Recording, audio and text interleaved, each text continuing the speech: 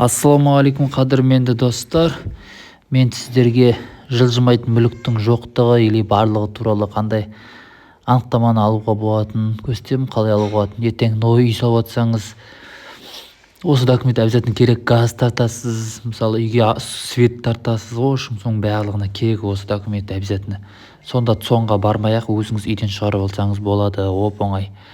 Ол үшін Еговқа кіресіздер. Егов сайтына кіресіздер, өздеріңіздің порталдарыңыз пароль логин болса енгізіп кіресіздер. В общем айтқанда кіресіздер.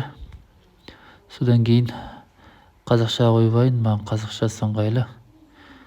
Осылай кіреміз, сосын соткамен кіреміз. Мен өзім соткада бар ғой, Егов. Сонымен QR-ға соғамын да осылай кіріп аламын. Сосын қазақшасына қойып, қазақшасы ыңғайлы, маған жылжымайтын мүлік таңдаймыз. Содан кейін мына F6 дейді, F1 дейді, F6 дейді, қазір F6 болып кеткен, общем осылай анықтайды. Осыған кіреміз. Сосын онлайн сұрау дейтінге кіреміз. Онлайн сұрау басамыз.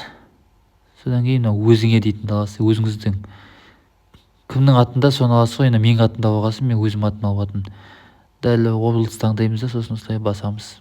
Сосын SMS құпия, телефонға код келеді, кодты алуды басамыз. Мынау дейтін менің үйім менің атымда болғасын, бұрынғы үйім менің атымда болғасын, осылай алуға алынады. Жер кімнің атында, соның атындағы общем алатын жер. Мына орысша немесе қазақшасын таңдаймыз, осылай. Маған қазақшасы ыңғайлы, бана қазақшасымен жасағасын. Қазақшасын басамыз. Осылай, тым қиындық жоқ. Соңға барып очередь алмайсыздар, үйден істей аласыздар осылай. Сосын печатқа барып печатьпен шығаруға болады, или ноутбугыңызға скачать етіп алуға болады, ана загрузить басып. Болды. Арнаға тіркеліп қойыңыздар. Пайдалы ақпараттармен сіздермен бөлісіп отыратын боламын осы арнамда.